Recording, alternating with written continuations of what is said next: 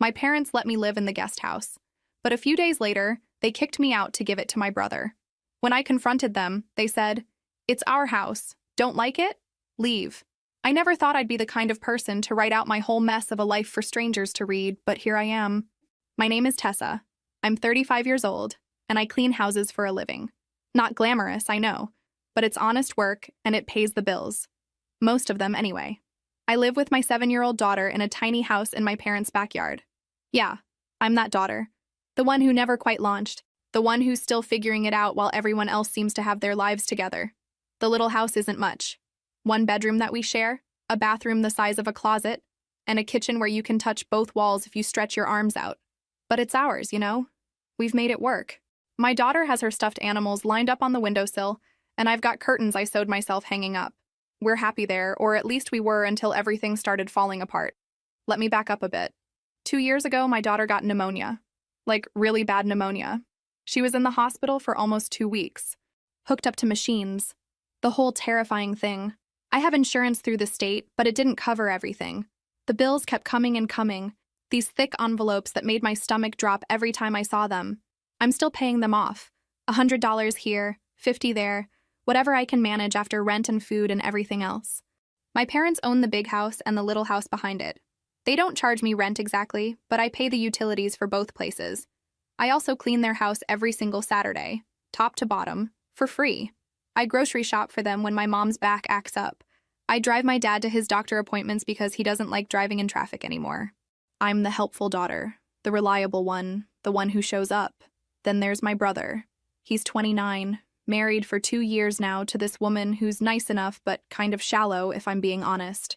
He's the baby of the family, the one who could never do wrong even when he was doing everything wrong. He's had maybe 6 different jobs in the past 5 years, always quits because the boss is terrible or the hours don't work or whatever excuse sounds good that week. But my parents never push him. They just smile and nod and say things like, "He's finding his path," and everyone moves at their own pace. It was a Sunday in late September when things started. We were all at my parents' house for lunch, like we do most weekends. My daughter was coloring at the kids' table with my brother's wife, who doesn't have kids yet but treats my daughter like a little doll she can dress up and take photos with for her social media. My mom had made this huge pot of chicken stew, and we were all sitting around the table passing bread, pretending everything was normal. My brother was going on about some business idea he had, something about flipping furniture he finds at thrift stores. My dad was nodding along like it was genius. Then, right in the middle of talking about sandpaper or whatever, my brother looks around the table and says, "You know what would be perfect for us? That little house out back." I nearly choked on my water. I looked up, and he was staring right at me with this casual smile, like he'd just commented on the weather. His wife lit up immediately, going, "Oh my God, yes! We could fix it up so cute. We've been looking for a place to save money." My mother, my own mother, actually smiled. Like, a real smile. She said, "That's not a bad idea. It would be nice to have you close by." I felt my face get hot. I put my fork down carefully, trying to keep my voice steady. "I live there. Me and my daughter." My brother shrugged. "I mean, yeah, but it's not like you own it or anything. And we really need a place to get on our feet." Get on their feet. He's been getting on his feet for a decade. I wanted to scream. I wanted to flip the table. Instead, I looked at my dad, waiting for him to say something, anything. He just kept chewing his bread, eyes down, not meeting my gaze. I left early that day, making up some excuse about my daughter having homework. In the car, she asked me why I was crying. I told her it was allergies. The next few weeks were weird. Like, that uncomfortable weird where everyone's acting normal but you can feel something brewing under the surface. My mom started making these comments that seemed innocent but weren't. She'd come by the little house to drop off leftovers and say things like, "This place is really too small for 2 growing people, don't you think?" Or, "Have you thought about getting your own apartment? There are some nice affordable complexes across town." Affordable. Right. On what I make cleaning 4 houses a week after paying off medical debt, I'm lucky I can afford groceries. But I didn't argue with her.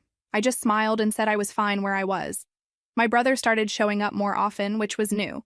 He'd knock on my door with some flimsy excuse. He needed to borrow a tool. He wanted to check if I had any boxes. He was just saying hi.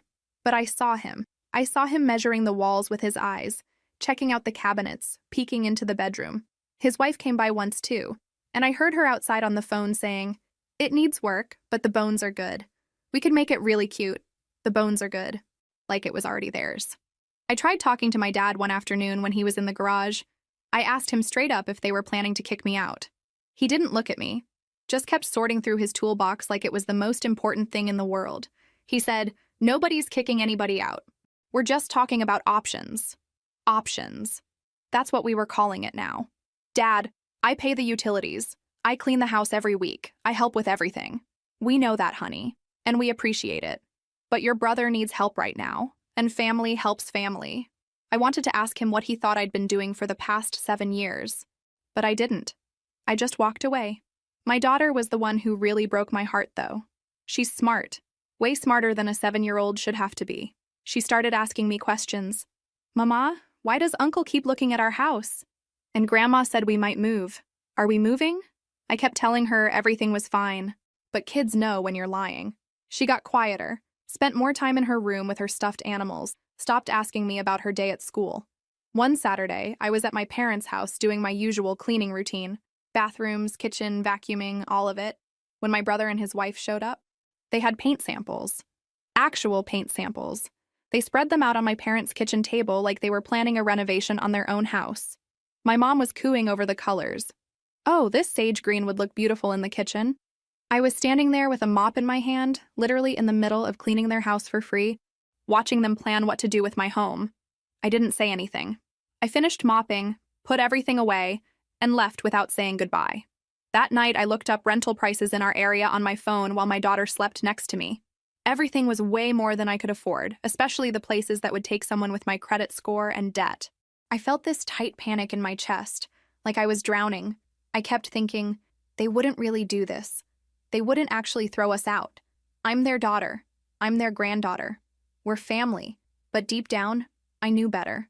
I could feel it coming like a storm you can see building on the horizon. And the worst part? I didn't know how to stop it.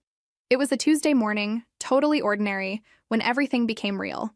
I had a job that day at this massive house in the hills, one of those places where rich people live and have more bathrooms than family members, the kind of house that takes me 6 hours to clean properly.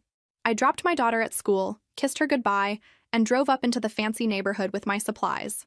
I was about 2 hours in, scrubbing the master bathroom shower, when my phone buzzed.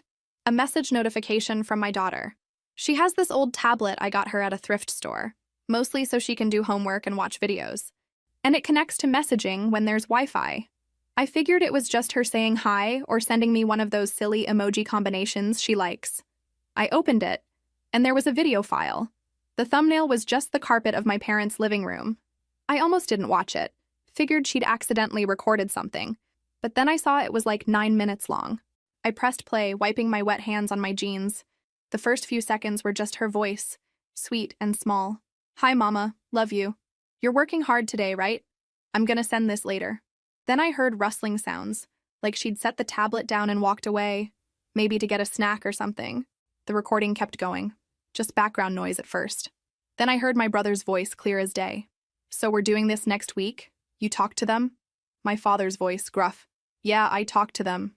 It's our property. We can do what we want with it." I stopped scrubbing. I stood there in that fancy bathroom, holding my phone with wet hands, feeling my heart start to race. My brother again. "And she's definitely going to leave without a fight? Because I don't want drama." My mother's voice now, sharp.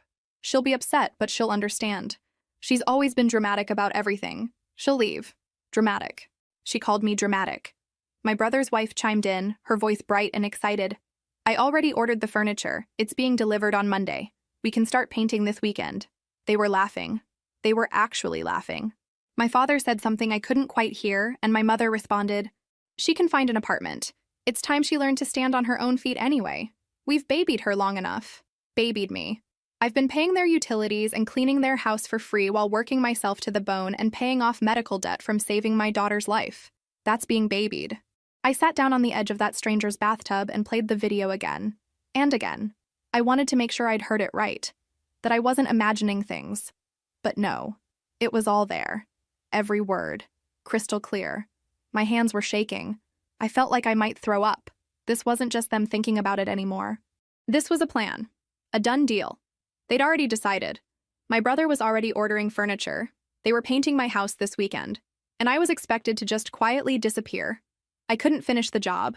I texted the client that I had a family emergency and would have to come back tomorrow. Then I just left. I sat in my car in their circular driveway for 20 minutes, crying so hard I couldn't see. I tried calling my best friend, but she didn't answer. She was at work. I needed to get my daughter from school. I needed to figure out what to do. But mostly I just needed to breathe, and I couldn't. Every time I closed my eyes, I heard my mother's voice. She'll leave. Like it was nothing. Like I was nothing. I drove to the school an hour early and just sat in the parking lot, waiting, staring at nothing, trying to figure out how your own family decides you're disposable. I picked up my daughter from school trying to act normal, but she knew something was wrong the second she got in the car. Kids always know. She climbed into her booster seat and looked at my face. I'd tried to fix my makeup, but my eyes were still red and puffy, and asked, "Are you sick, Mama?" "Just tired, baby," I lied. "Long day." We drove home in silence. Drove home. Well, she chattered about her day, about cookies at snack time and butterflies in science, but I barely heard her. My mind was spinning. What was I supposed to do? Confront them? Pack and leave on my own terms? Call a lawyer? Could I even afford a lawyer? When we pulled into my parents' driveway, my stomach dropped. My brother's car was there, and there were bags, black trash bags, piled up near the little house. My house. I parked and told my daughter to wait in the car. She protested, but I used my serious voice and she stayed put, watching through the window with big, worried eyes. I walked toward the little house and the door was wide open. Inside, my brother and his wife were literally going through my things, my clothes being shoved into trash bags, my daughter's toys in cardboard boxes, the framed pictures I had on the wall, ones of my daughter at different ages, ones of my grandmother who passed away, stacked carelessly on the floor. I lost it. I just completely lost it. "What the hell are you doing?" I was screaming. I didn't mean to scream, but it just came out. My brother barely looked up. "We're moving in this weekend. Mom said you knew." "I didn't know anything. This is my house." His wife stopped folding my sweater, and gave me this condescending look. "It's not technically your house, though. It belongs to your parents." I wanted to hit her. I've never wanted to hit someone so badly in my life. Instead, I grabbed the sweater out of her hands. "Get out. Get out right now." That's when my mother appeared in the doorway. My father was behind her, hanging back like he always does. My mother's face was calm, almost cold. "We need to talk," she said. "About you throwing me out?" "Yeah, I think we do need to talk about that." She sighed like I was being difficult. "Nobody's throwing you out. We're asking you to find your own place. You're 35 years old. It's time. I pay your utilities. I clean your house. I help with everything. And we've let you live here rent-free for 7 years. My father finally spoke up, still not looking at me directly. "We think that's been generous enough." Generous. They thought they'd been generous. "My daughter's school is here. Her friends are here. We have nowhere to go." My mother crossed her arms. "That's not our problem. You should have been planning for this. You can't expect to live off us forever." Live off them. While I worked 4 jobs and they lived comfortably off my father's pension and my free labor. My brother cut in. "Look, we need this place. We're trying to save money and start our lives." "And what am I trying to do?" My voice cracked. I hated that it cracked. "I have a child. I have medical debt. I'm doing everything I can." "That's your choice," my mother said flatly. "These are the consequences of your choices." My choices. Getting my daughter emergency medical care was a choice now. I looked at my father, begging him with my eyes to say something, to stand up for me, to be my dad. He just stood there, hands in his pockets, looking at the ground. "You have until Monday," my mother said. "After that, we're changing the locks." She turned and walked away. My father followed her like a shadow. My brother gave me an awkward shrug and went back to packing my things into garbage bags like they were trash. I went back to the car where my daughter was waiting, her little face pressed against the window. When I got in, she asked, "Mama, why are all our things outside?" I couldn't answer. I just started the car and drove away, not knowing where we were going, just knowing we couldn't stay. I drove around for an hour with no destination, just burning gas I couldn't afford to waste. My daughter kept asking questions I couldn't answer. Finally, I pulled into a fast food parking lot and called the only person I could think of, my best friend since childhood. Her name's Riley, and she's been through her own share of hard times, so I knew she'd understand. She answered on the second ring. "Hey, what's up?" I couldn't even get words out at first, just this embarrassing sobbing sound. Tessa? What happened? Where are you? I managed to tell her between gasping breaths what had just happened. She didn't hesitate. Come to my place. Right now. I'm serious. Come over. Riley lives in a small apartment with her husband and their 15-year-old son. It's not big. 2 bedrooms, cramped kitchen, 1 bathroom. But when she opened the door and saw us standing there, she didn't even blink. She just pulled me into a hug and told my daughter to come inside and pick out a movie to watch. That first night, my daughter and I slept on their couch. Well, she slept. I mostly stared at the ceiling, listening to the sounds of someone else's home, feeling like a complete failure. I'm 35 years old and homeless with a 7-year-old. How did I let this happen? The next morning, Riley sat me down with coffee while the kids were watching cartoons. You can stay as long as you need, she said. I mean it. I can't impose like that. You have your own family. You are my family, don't be stupid. Riley works cleaning houses too. That's actually how we reconnected a few years back, running into each other at a supply store. But she also does something else. She makes these videos for social media, teaching people cleaning hacks and showing before and after shots of tough jobs. She's got maybe 80,000 followers, nothing huge, but enough that she makes some extra money from it. Her husband works construction, and between them, they get by. I spent the next few days in a fog. I'd go to my cleaning jobs, come back, help around Riley's apartment, and try to figure out what to do next. The rental prices I found online were impossible. Everything required first month, last month, and a deposit I didn't have. My credit was shot from the medical bills. I felt trapped. On Saturday morning, Riley was in the kitchen filming one of her videos. She was trying to clean her stovetop, which was covered in these baked-on grease stains that wouldn't budge. She'd tried 3 different products and nothing was working. She was getting frustrated. I watched her struggle for a bit, then remembered something my grandmother used to make. It was this weird mixture, stuff you'd never think to combine, but it worked like magic. My grandmother had learned it from her mother, some old recipe that never got written down anywhere. Want me to try something? I offered. At this point, I'll try anything. I went through Riley's cabinets and found what I needed. Just regular stuff you'd have in any kitchen, but mixed in a specific way with specific amounts. I made a small batch and applied it to the worst spot on her stove. We waited about 3 minutes. Then I wiped it with a cloth. The grease came off like butter. Just completely gone. No scrubbing, no struggle. The stovetop looked brand new. Riley's jaw dropped. What the hell did you just do? What was that? Something my grandma taught me. I've been using it for years on my jobs. She stared at the stove, then at me, then back at the stove. Tessa, do you know what you have here? This is insane. This is better than anything I've ever bought. I shrugged. It's just a cleaning solution. No, it's not just a cleaning solution. This is...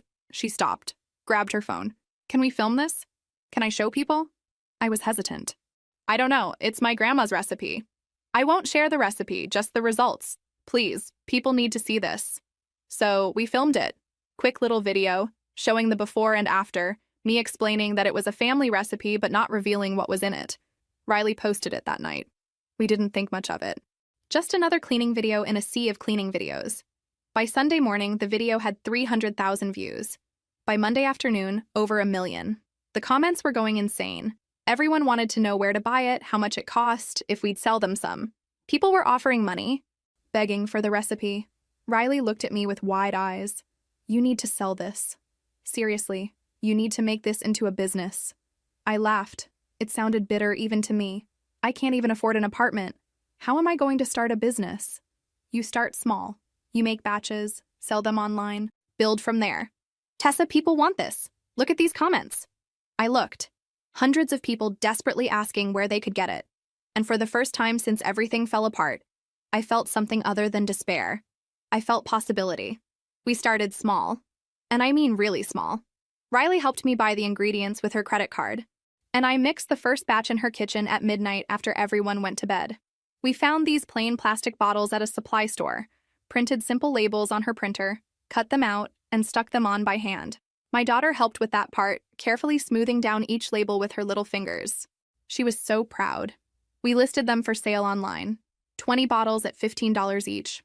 I thought maybe we'd sell a few over the next week. They sold out in 4 hours. We made another batch. 30 bottles this time. Gone in 2 hours. Riley was filming everything. The process, the orders coming in, me packaging them at her kitchen table with my daughter's help. Her followers were eating it up. They loved the story. Single mom, lost her housing, created a miracle cleaning product. I hated being a sob story, but I needed the sales, so I let her post it. The messages started pouring in. Not just orders, but messages. Women telling me their own stories. Single mothers, women escaping bad situations, people who understood what it meant to have nothing and need to build something from scratch. It was overwhelming. Within 3 weeks, I'd made enough money to pay Riley back and open a real business account. We found a tiny commercial space for rent, just a single room with a sink and electrical outlets, but it was enough. The deposit and first month's rent wiped me out completely, but I had it. I had a space. I bought real supplies, proper bottles, professional labels, ingredients in bulk. Riley came with me to set everything up. We worked late into the night, organizing, cleaning, making the space work. My daughter came after school and did her homework on the floor while we worked. The orders kept coming. I hired Riley's neighbor who needed work. Then I hired another woman I knew from the cleaning company I used to work for. They needed the hours, and I desperately needed the help. We were making 50 bottles a day, then 100, then more. I started my own social media account. I wasn't as good at it as Riley, but people responded to me anyway. I showed the reality, the late nights, the exhaustion, the struggles of single motherhood and entrepreneurship. I didn't make it pretty or filtered. I just showed the truth. In 2 months, I'd saved enough for an apartment. Nothing fancy, just a small 2-bedroom in an older building across town. But it was mine and my daughter's. I signed the lease sitting in the property manager's office, and when she handed me the keys, I actually cried. The woman looked uncomfortable, but I didn't care. Moving day was just me, Riley, and her husband loading boxes into his truck. I didn't own much. Most of my stuff was still in those trash bags at my parents' house, and I couldn't bring myself to go back for it. I bought a cheap bed frame and mattress, got a couch from a thrift store, found a table someone was giving away online. My daughter's room got the best of everything I could afford. A real bed, a dresser, a rug, curtains she picked out herself. The night we moved in, we sat on the living room floor eating pizza straight from the box. My daughter looked around our empty apartment and said, "Mama, this is the best house ever." It wasn't. It was old and the walls were thin and sometimes the plumbing made weird noises. But it was ours. Nobody could take it from us. We weren't living on someone else's property, at someone else's mercy. For the first time in my adult life, I had my own place. That night, after my daughter fell asleep in her new room, I stood in the doorway and watched her chest rise and fall. She looked peaceful, settled. She hadn't looked like that in months. The business kept growing. I was barely sleeping, working my regular cleaning jobs during the day and making products at night. But I was doing it. I was actually doing it. Small companies started reaching out wanting to partner. Local stores wanted to carry my products. It was terrifying and exhilarating all at once. My phone rang constantly with business calls. But there were other calls too. Numbers I recognized. My mother. My father. My brother. I never answered. I'd see their names flash on my screen and my chest would tighten, but I'd let it go to voicemail. I wasn't ready. I didn't know if I'd ever be ready. Riley asked me once if I was going to listen to the messages. I told her no. She didn't push it. She just kept showing up.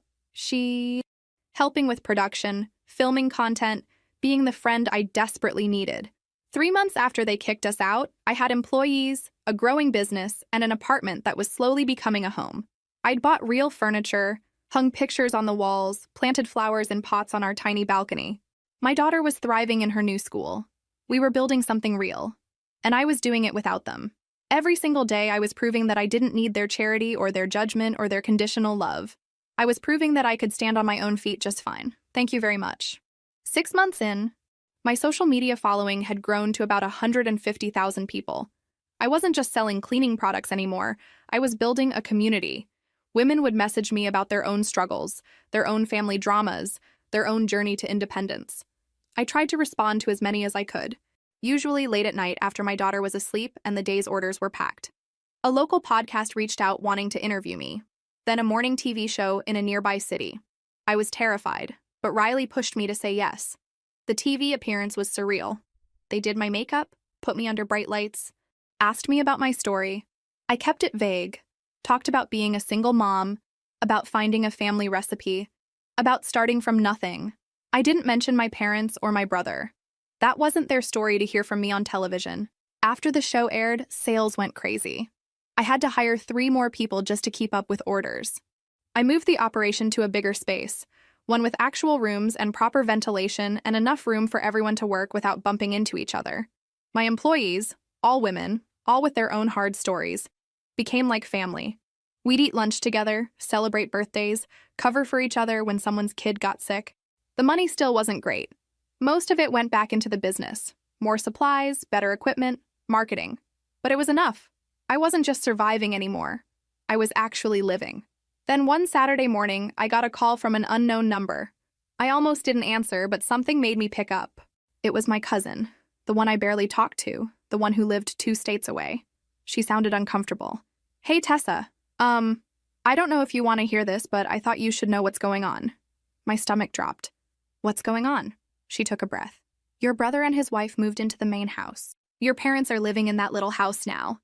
I went cold. "What?" "Yeah.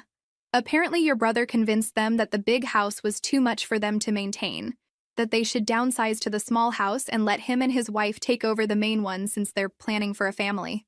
Your mom called my mom crying about it last week." I sat down hard on my couch. "They're living in the little house? The one they kicked me out of?" "Yep. And from what I'm hearing, your brother's treating them like servants. He takes their food, uses their stuff, basically acts like the property belongs to him now. Your dad's pretty upset about it, but won't do anything." After we hung up, I sat there for a long time. I should have felt vindicated, right? They'd gotten exactly what they gave me. They'd chosen my brother over me, and now they were dealing with who he really was. Karma, justice, whatever you want to call it. But I just felt empty, sad. These were my parents. They'd raised me, even if they'd failed me at the end. And now they were cramped in that tiny house, being disrespected by the son they'd protected for so long. My daughter came out of her room, took one look at my face, and climbed into my lap even though she was getting too big for that. "You okay, Mama?" "Yeah, baby. Just thinking about some stuff. About Grandma and Grandpa." She was too smart. I kissed her forehead. "Yeah, about them. Do you miss them?" Did I? I missed who I thought they were. I missed the parents who were supposed to protect me, support me, choose me, but those people maybe never existed. Or maybe they did once, and I just didn't see when they changed. "Sometimes," I answered honestly. "Are you going to call them?" "I don't know yet." That night, I finally listened to one of the voicemails my mother had left weeks ago. Her voice was different. Smaller, older somehow. "Honey, it's Mom. I know you're upset with us, and maybe you have a right to be. I'd like to talk if you're willing. Please call me back." I deleted it. Listened to another one from 2 weeks later. "Tessa, please. I just want to hear your voice. I want to know you and my granddaughter are okay." Another one, more recent. More. This one was my father. He sounded tired. "Your mother wants me to call. She misses you. We both do. Things here they're different than we expected. I hope you're doing all right." I played that one twice. Different than we expected. What did they expect? Did they think my brother would be grateful? Did they think he'd respect them? They'd raised him to believe the world owed him everything. Why would he treat them any differently? I couldn't bring myself to call back. Not yet. Maybe not ever. The wound was still too fresh, too deep. Every time I thought about that day, seeing my clothes in trash bags, hearing my mother call me dramatic and say I was living off them, I felt physically sick, but I also couldn't shake the image of them stuck in that little house, the one they'd so easily given away, dealing with the consequences of their own choices. It didn't feel like justice. It just felt sad. Sad and complicated and messy, like family always is. Riley came over that night with wine, and we sat on my balcony while the kids watched a movie inside. I told her everything. "So, what are you going to do?" she asked. "Nothing. Let them figure it out. They're adults." "Are you, though? Going to do nothing?" I looked at her. "What else is there to do? Go save them? Let them think everything's fine now?" "I'm not saying that. I'm just saying you seem torn up about this." I was. God, I was. And I hated that I was. I wanted to be cold, unbothered, completely moved on. But you can't just turn off loving people, even when they've hurt you, even when they've chosen someone else over you again and again. 2 weeks after that conversation with my cousin, my mother showed up at my apartment, just appeared at my door on a Tuesday afternoon. I'd just gotten home from a meeting with a potential retail partner, still in my nice clothes. I'd bought actual professional clothes for business meetings, which felt surreal. And there she was in the hallway. She looked older, smaller. Her hair had more gray in it, and she was wearing an old cardigan I remembered from years ago. How did you know where I live? My voice came out harsher than I meant it to. I saw your business address online. I asked around. She twisted her hands together. Can we talk? Every part of me wanted to say no, to close the door in her face the way she'd closed the door on me. But my daughter was at a friend's house for a play date, and I was tired of running from this conversation. I let her in. She sat on my couch, the one I'd bought myself in my apartment that I paid for, and looked around. You've done well for yourself. No thanks to you. It came out before I could stop it. She flinched but nodded. You have every right to be angry. Angry doesn't even begin to cover it. I know. Tessa, I know. And I'm sorry. I'm so sorry. Sorry. That word felt too small for what had happened. You called me dramatic. You said I was living off you while I was working myself to death and cleaning your house for free. You chose him over me and your granddaughter. I was wrong. Her voice cracked. I was so wrong, and I knew it even then. But I couldn't admit it. Your father and we always made excuses for your brother. Always. And when he said he needed that house, I fell back into that pattern. That pattern destroyed my life. It destroyed ours too. She looked down at her hands. He's not who we thought he was. Or maybe he is exactly who we made him. He moved us into the little house, Tessa. He said the big house was too much for us to handle. He acts like everything is his. He takes our money, our food, orders us around. His wife treats us like we're staff. And the worst part is your father and I put ourselves in this position. We can't even be angry at him without being angry at ourselves. I wanted to feel vindicated. This was supposed to feel good, right? Watching them suffer the consequences. But it didn't. It just made me tired. Why are you telling me this? Because I need you to know I was wrong. Because I need you to know I see what we did to you. And because... She started crying. Because I miss my daughter. I miss my granddaughter. I've missed so much of her life already. And it's my fault, and I don't know how to fix it. I stood up and walked to the window. Outside, kids were playing in the courtyard. Normal life continuing while mine felt like it was cracking open again. You can't fix it, I said quietly. What you did isn't fixable. You made me feel worthless. You made me feel like I didn't matter, like all the work I did for you meant nothing. You kicked me out with a 7-year-old and didn't care where we went. I cared. I cared so much I couldn't sleep, but I was too proud and too stupid to stop it. And now you want me to what? Forgive you? Save you from the situation you created? No. She wiped her eyes. I don't expect forgiveness. I don't expect anything. I just needed you to hear me say I was wrong, that you deserved better, that you are better. Look at what you've built. Look at this life you made for yourself and your daughter. You did all of this without us, and I'm proud of you even if I have no right to be. We sat in silence for a long moment. She stood up, gathering her purse. I'll go. I just needed to say that, and to tell you that I love you, even though I have a horrible way of showing it. She walked to the door. Something in me broke. Mom. She turned. Hopeful. Vulnerable. I can't have you in my life right now. Maybe not ever. What you did cut too deep. But I don't want you suffering either. You need to set boundaries with him, with my brother. Stand up for yourself and Dad. Stop letting him take advantage. He's our son. And I'm your daughter. You had 2 children and you chose wrong. Don't keep choosing wrong. She nodded, tears streaming down her face. I understand.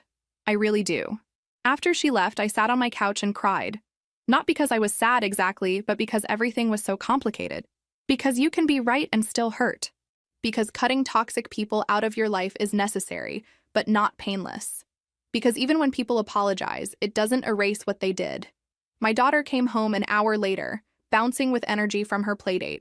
She saw my face and got quiet. Was someone here? Grandma came by.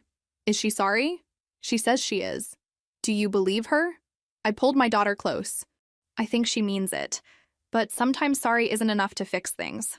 My daughter was quiet for a moment, then said, Mrs. Johnson at school says sometimes people hurt you and you have to forgive them, but that doesn't mean you have to be friends with them again. Smart kid. She got that from her grandmother. Actually, the grandmother who'd taught me the cleaning recipe. The one who'd always been kind. Who'd died before my daughter turned 2. I wished she was here now. She'd know what to say. That night, I made my daughter's favorite dinner and we ate together, talking about her playdate and her upcoming school project. Normal life. Our life. The one we'd built from nothing. And I realized that no matter what happened with my parents, we'd be okay. We already were. 3 months passed. The business continued to grow. I stopped taking on cleaning jobs for other people and focused entirely on my products. We launched a website, started shipping nationally, got featured in some blogs about women entrepreneurs. It was surreal, honestly. A year ago, I was scrubbing other people's toilets and sleeping on a couch. Now I had employees who depended on me, inventory to manage, business decisions to make. My parents didn't try to contact me again after that visit. I heard through my cousin that things with my brother had gotten worse. He'd started bringing friends over at all hours, treating the place like a party house. His wife had quit her job, deciding to focus on content creation, which apparently meant posting photos of herself in my parents' house pretending it was hers. My father had tried to confront my brother about boundaries, and my brother had laughed in his face. I tried not to think about it. I had my own life to focus on. My daughter was thriving. She'd made friends at her new school, joined an art club, started talking about wanting to learn guitar. She barely mentioned my parents anymore. When she did, it was casual, like they were people she used to know rather than family.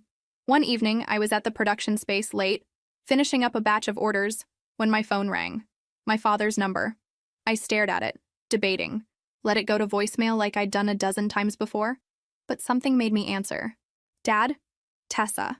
His voice was rough, like he'd been crying or yelling or both. I need your help. My stomach tightened. What happened? Your brother and I got into it tonight. A real fight. He told me to get out of my own house.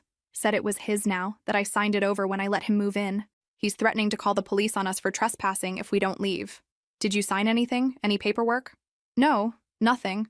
The house is still in my name, but he's acting like it's his. His wife's backing him up, saying we're unstable and making threats. Tessa, I don't know what to do. I'm too old for this. Your mother is scared. I closed my eyes. This was my moment, wasn't it? The moment to tell him I couldn't help, that he'd made his choices and now he had to live with them. That's what I should do, right? But I heard my grandmother's voice in my head. She used to say, being right doesn't mean being cruel.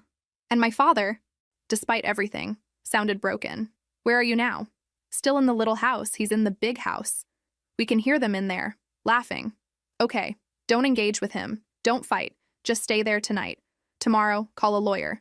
The house is in your name. He can't take it. But you need proper help. Legal help. I don't know any lawyers. I'll find you someone. I'll text you a number tomorrow. But Dad, this is on you and Mom to fix. I'll help you find resources, but I can't fix your relationship with him. You need to set boundaries and stick to them. There was silence. Then, I'm sorry. For everything we put you through. I should have said that 6 months ago. I should have stopped your mother when she started down that road. I was a coward. Yeah, you were. Are we ever going to be okay again?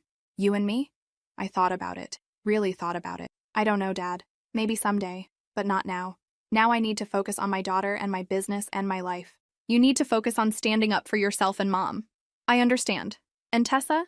I really am proud of what you've done. Your mother's been following your social media. We both have.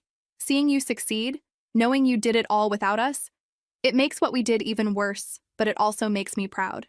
After we hung up, I sat in my quiet production space surrounded by bottles of cleaning solution, feeling the weight of everything.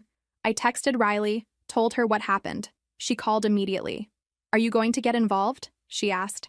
I gave him a lawyer's number, that's all. The rest is on them. How do you feel? Tired. Sad. Relieved that it's not my problem anymore. Is that terrible? No. It's healthy. You set a boundary. That's good. But it didn't feel good. It felt necessary, which isn't the same thing. I found them a lawyer who dealt with family property disputes. I sent my father the information and told him to document everything. The threats, the behavior, all of it. After that, I stayed out of it.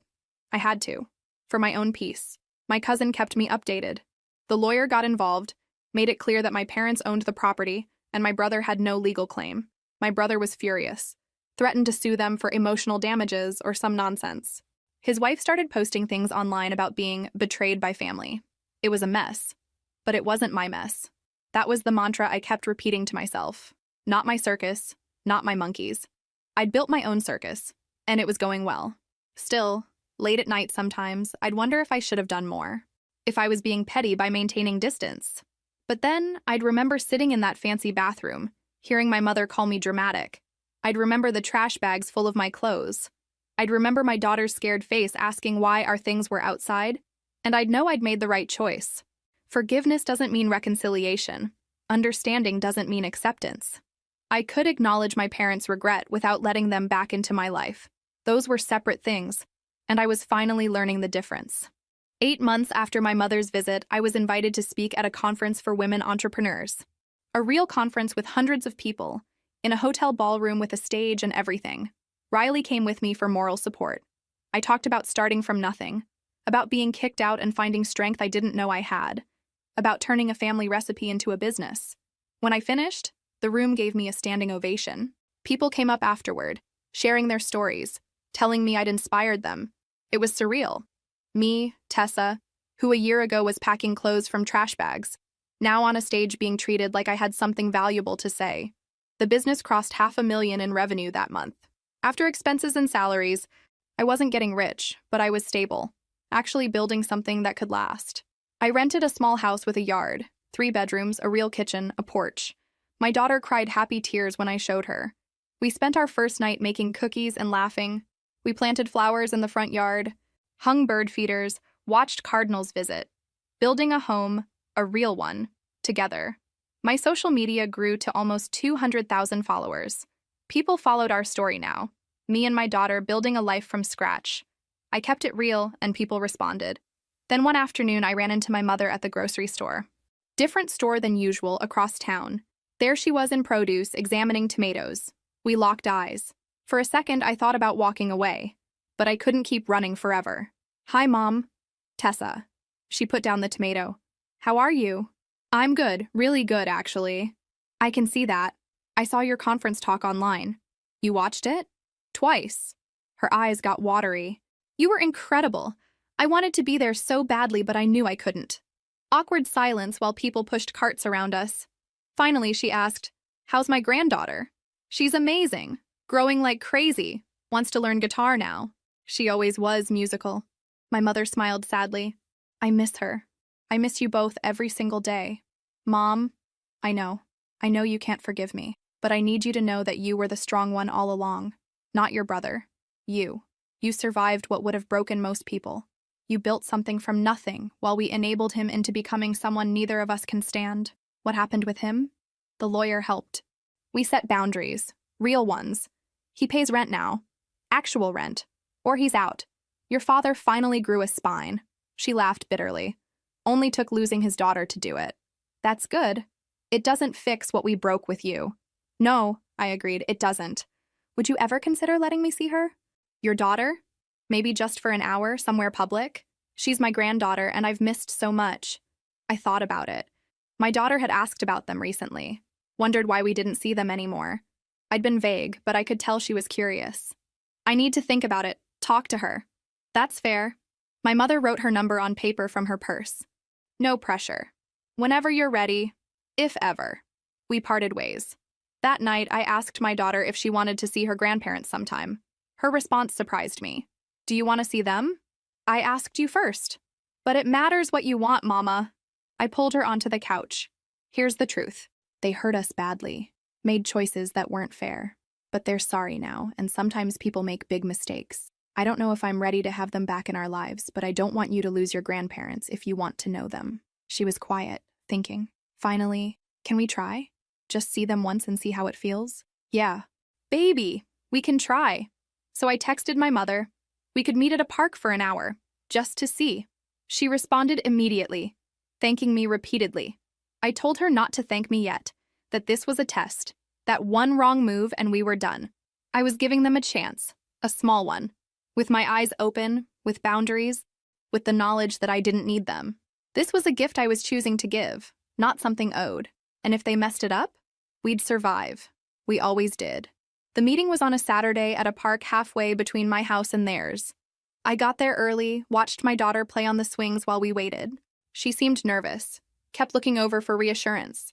I gave her a thumbs up, even though my stomach was in knots. They arrived on time. My father walked slower than I remembered. My mother's hair almost completely gray now. They looked older, smaller. They stood at the playground's edge, uncertain, until I waved them over. My daughter ran up, then stopped a few feet away, suddenly shy. My mother started crying immediately. My father knelt down, his knees popping, and said, "Hey there, kiddo. You got so big." "I'm almost 8 now," she said quietly. The first half hour was awkward. Stilted conversation, long silences, my mother crying every few minutes. My father's jokes didn't quite land. My daughter was polite but distant. But then my father started telling her about birds in his backyard, how he'd started keeping a journal of which ones visited. My daughter loved birds, obsessed with them since we put up our feeders. Her face lit up, and suddenly she was talking a mile a minute, asking questions, showing him photos of cardinals that came to our house. My mother watched them, smiling through tears. She turned to me. "Thank you for this. It's not easy," I said. "And Mom, this is me testing the water. This isn't everything going back to normal. That's never happening. I know. I'm just grateful for this." We sat on the bench while my father and daughter walked around the pond, him pointing out birds. It felt surreal and painful, and a tiny bit healing. "Your brother's moving out," my mother said suddenly. "The lawyer helped us draw up a rental agreement, and he refused to sign. Said we were treating him like a stranger. Your father told him that strangers respect boundaries better. They had a huge fight. He's moving to another state next month. How do you feel?" Sad, relieved, guilty, all of it. She picked at her nail polish. I enabled him for so long, made excuses, and pushed away the child who was actually there for me. I'm trying to forgive myself, but I don't think I ever will. Focus on being better going forward instead of punishing yourself for the past. She looked surprised. "When did you get so wise?" "When I had to raise myself and a kid at the same time," I said without bitterness. "Just facts. I've been going to therapy," my mother said. "Your father, too. We're trying to understand why we made the choices we made." "That's good. Really good." My daughter came running back, breathless. "Mama, Grandpa has a bird book with hundreds of birds. Can I borrow it sometime?" I looked at my father, who looked hopeful and terrified. "Maybe we can arrange that." We stayed another hour. By the end, things felt less strained. When we said goodbye, my daughter hugged them both. My father's voice cracked, saying, "See you soon, maybe?" "Maybe," I said. Non-committal, but not cruel. On the drive home, my daughter was quiet. Then, "They're different than I remember." "They are. People change. Sometimes." "Do you think they'll keep being different?" "Smart kid." "I don't know, baby. That's why we're going slow." "Are you happy we saw them?" "I'm okay with it. Are you?" She nodded. "Yeah. Grandpa's funny." And Grandma looked at me like I was the best thing she'd ever seen. That made my throat tight. That's how grandparents should look at grandkids. Over the next months, we met up a few more times. Coffee shops, parks, always public, always on my terms. They respected boundaries. They asked about my business, seemed genuinely proud. They brought my daughter small gifts, bird books, art supplies, and she warmed up to them. My father showed up at my production facility one day, unannounced, holding a manila envelope. "I'm not here to ask for anything. Just wanted to give you this." A check, a big one. "What is this?" "Your brother left damage in the house. We used his security deposit to fix it. This is that money. It's yours. It should have been yours all along. Consider it very late rent money we never should have asked for." "Dad, I don't need—" "I know you don't. You're doing incredible. But I need to give it to you. Please." I took the check. Not because I needed it, but because he needed me to take it. "Thank you." He nodded, turned to leave, then stopped. "I'm proud of you. I should have said that 100 times. I'm so damn proud of who you've become, despite us doing everything to hold you back." After he left, I stood holding that check, crying. Not sad tears. Released tears. Letting go of anger I'd carried like armor. A year and a half after everything fell apart, I stood in the yard of a house I'd just bought. Actually bought with a mortgage in my name, 4 bedrooms, a real kitchen with an island, a yard big enough for my daughter and the dog we'd adopted. A scraggly mutt with one floppy ear my daughter named Captain. Riley was there helping me move boxes, along with most of my employees who'd taken the day off. We'd become a real family, this group of women who'd fought their own battles. The business had crossed $1 million in revenue. I'd been featured in magazines, podcasts, even a documentary. My daughter was in her purple room hanging up posters, arranging stuffed animals. She'd grown so much, confident, funny, smart. She talked about starting a business someday, too. She had dreams that weren't limited by other people's limitations. My parents came by with a housewarming gift, a bird feeder my father built himself. My daughter squealed and hugged them. Our relationship was still complicated. We saw each other maybe twice a month, brief visits, always on my terms. But they'd kept going to therapy, kept respecting boundaries, kept showing up in small ways. I wasn't sure I'd ever fully forgive them. Some wounds go too deep. But I'd found something better than forgiveness. Peace. I didn't need them, which meant I could choose to have them in my life without desperation or resentment. My brother had moved to another state and we didn't talk. I'd heard his marriage was struggling, that he bounced between jobs, angry at everyone for his own failures. I felt sorry for him. He'd been set up to fail by being given everything, never learning that struggle builds character. That evening, after everyone left and my daughter slept with Captain at her feet, I sat on my porch with wine and looked at stars. I thought about where I'd been 18 months ago, homeless, heartbroken, terrified. That moment in the bathroom listening to my family plan my eviction, feeling like my world was ending. My world had ended, but I'd built a new one from the ashes. A better one, where my value wasn't determined by how much I could do for others. Where my daughter saw her mother as strong, capable. Where I had real friends, real support, real love that wasn't conditional. I recorded a video for social media. Hey everyone, Tessa here. I'm in the backyard of the house I just bought. My house. That I paid for with money from a business I built from nothing. I wanted to thank everyone following this journey. 18 months ago, I was at my lowest. My family rejected me. I was homeless with a 7-year-old, didn't know if we'd survive. But we didn't just survive. We thrived. If you're going through something similar, if someone made you feel small or worthless, hear this. They're wrong. You have value beyond what you provide others. You have strength you don't know about yet. Sometimes the worst thing becomes the catalyst for the best thing you ever do. I didn't plan any of this. Life pushed me off a cliff and I learned I could fly. Or build wings on the way down. Whatever your cliff is, trust that you have what it takes to survive. And then build something beautiful. I posted it. By morning, it had 500,000 views. Comments full of people sharing their own stories, their own cliffs, their own wings. My daughter came out in pajamas. Captain following. Why are you crying, Mama?